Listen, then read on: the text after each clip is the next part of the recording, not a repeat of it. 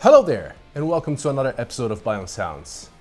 Okay, so starting this new journey of the channel, talking about the Foo Fighters sound, I was supposed to start with the pedal board that I'm giving away when we get to 1,000 subscribers, but I was thinking to myself, like, it makes no sense for me to introduce the pedal board and all the sounds without introducing the sound behind the pedal board.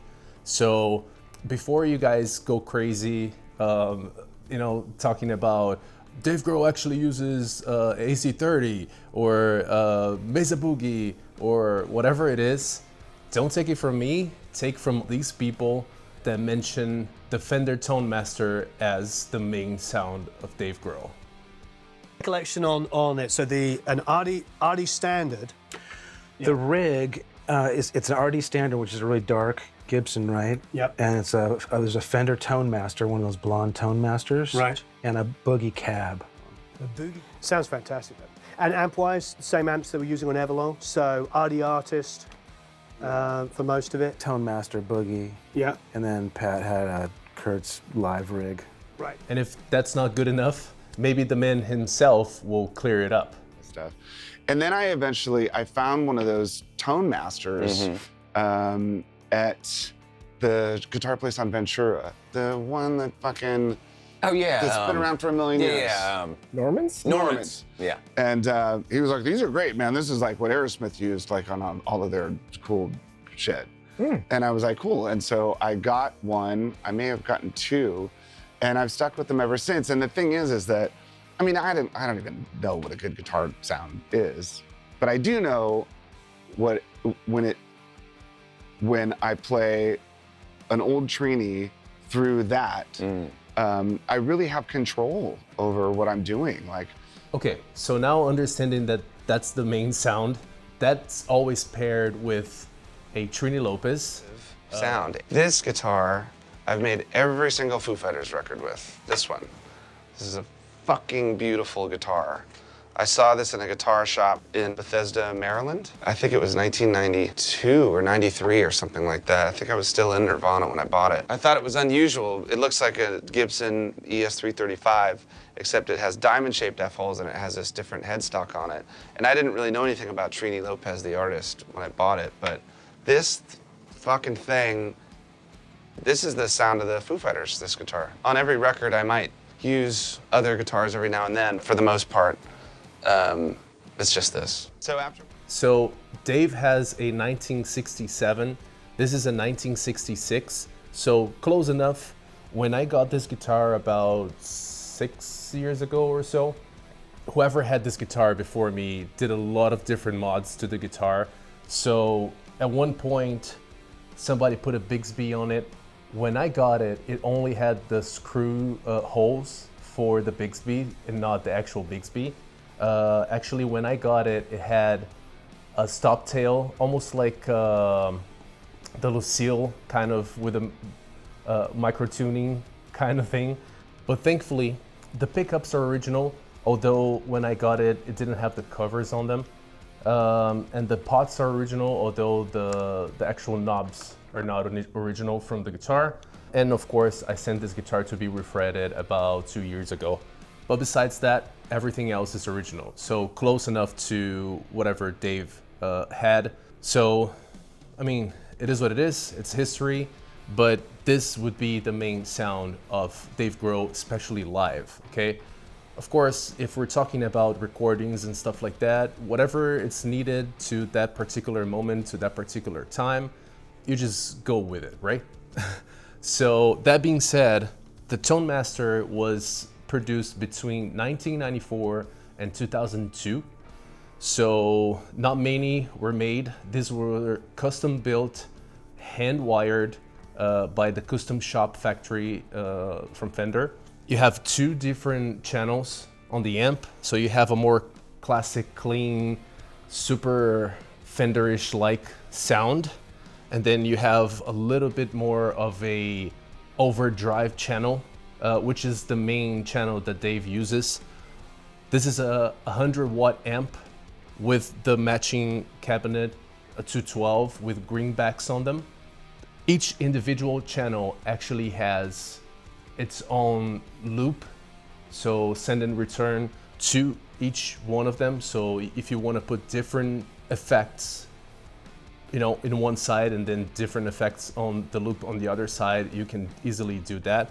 Also, this amp has a 3 toggle switch in the back that changes the headroom of the amp. So basically bringing the headroom closer to like a lower sound volume, like almost an in-between sound, and then all the way to 100 watts with full power with the most amount of headroom. So that way you can bring the edge of breakup a little bit closer to a lower sound.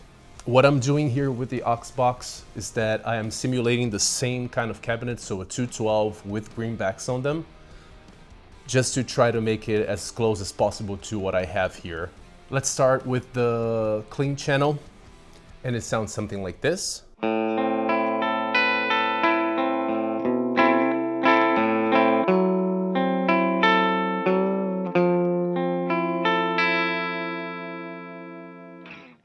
Very basic volume, treble, bass, and mids. Let's just take a little bit of the mids and treble and a little bit of the bass as well.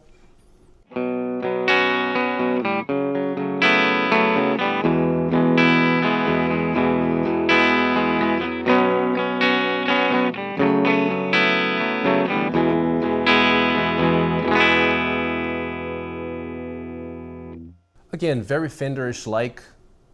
Not much to be said there. It's very clean, lots of headroom, so a Fender amp. Now, if we go to the channel 2, this is the territory that Dave uses.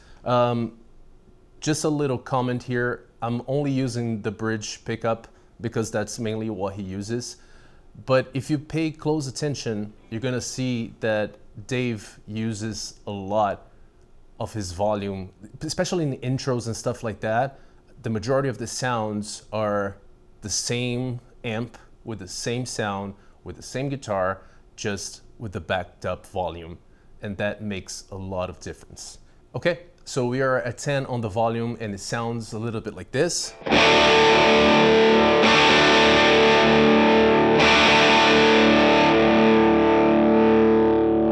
And if we back up to about 7 or so, and that's where the majority of the intros from the Foo Fighters, like cleaner-ish kind of sounds, lives on.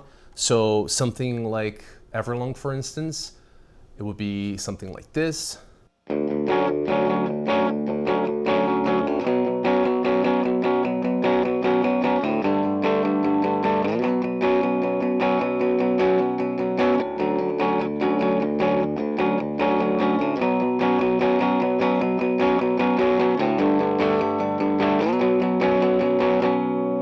Of course, if you bring all the way to 10,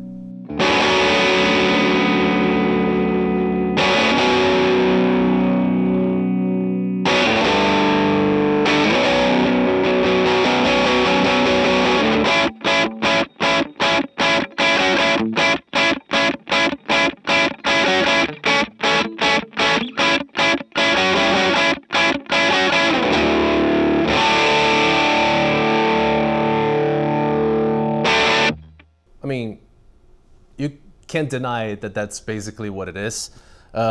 Something, for instance, like times like this, you back up to around 6, 6.5.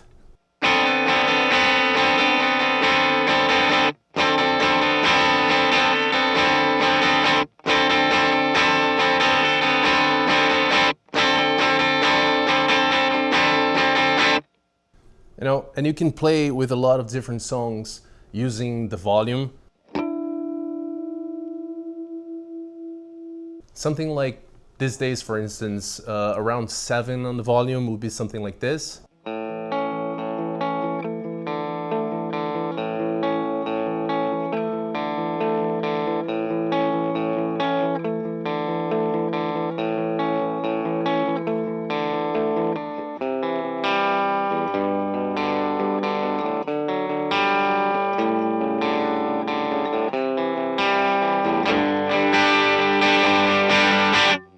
So there you go. This would be the main sound of the Foo Fighters. If you guys have anything, any ideas or anything like that for me to try to reproduce or anything like that, please let me know.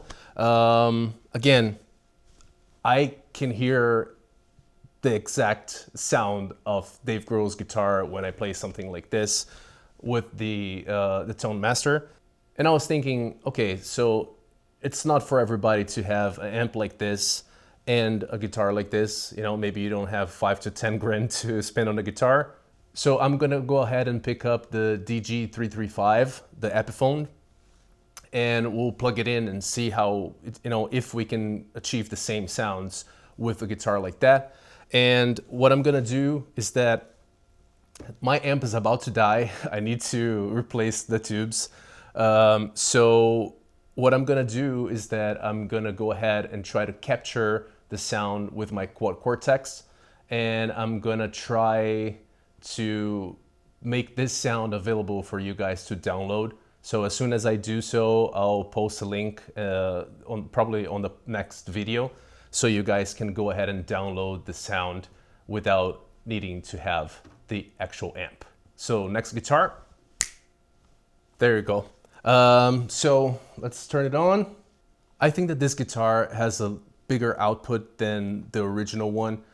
I kind of like the traditional pickups where it's a little bit more silky. It's not very bright and in your face. These pickups are a bit more rock and rollish kind of.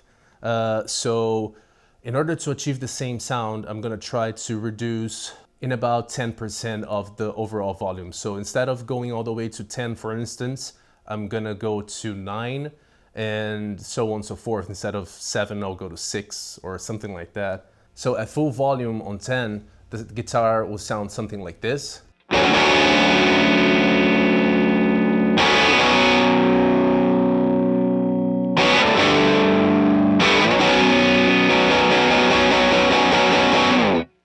And then if we take that kind of 1%-ish back to 9, it will sound something like this.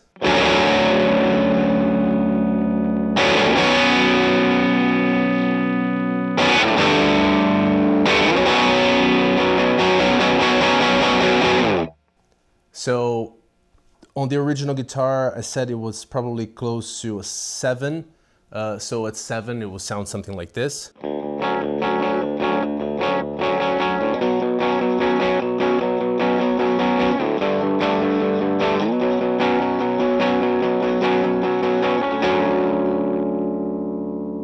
Which sounds nice, but if we bring that down to about 6 or so, I think it sounds a little bit better.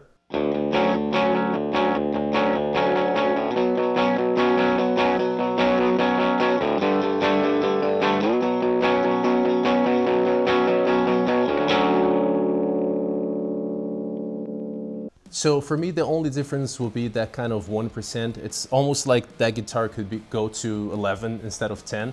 But again, similar, not exactly the same. I think that that guitar is a little bit more silky sound and has a little bit more of like a lower end kind of, it sits on a different frequency. But I mean, $1,000 versus, I don't know, 5 to 7 grand. It's a huge difference. So I bought this one at Guitar Center when they were on sale for like $950. But I have found some used not too long ago around my house here on Facebook Marketplace for even like $750. So I think that this is an amazing purchase for, between $750 to $900. It's a great guitar for that. I think that at the original price of 13, I think it was $1,300. It's kind of getting to an expensive side for what the guitar really is, but it comes with the Gibson pickups, which is nice, and it comes with the correct set of pots. So it is a nice guitar, but maybe because it's like a newer guitar and the wood is still like fresh, it doesn't sound as good. So that's it. I hope that you guys enjoyed the Dave Grohl sound, and now we can work a little bit better with the pedals and whatever is coming next. I hope that you guys are having an amazing life, because that's what's about. And I'll see you guys on the next episode. Ciao.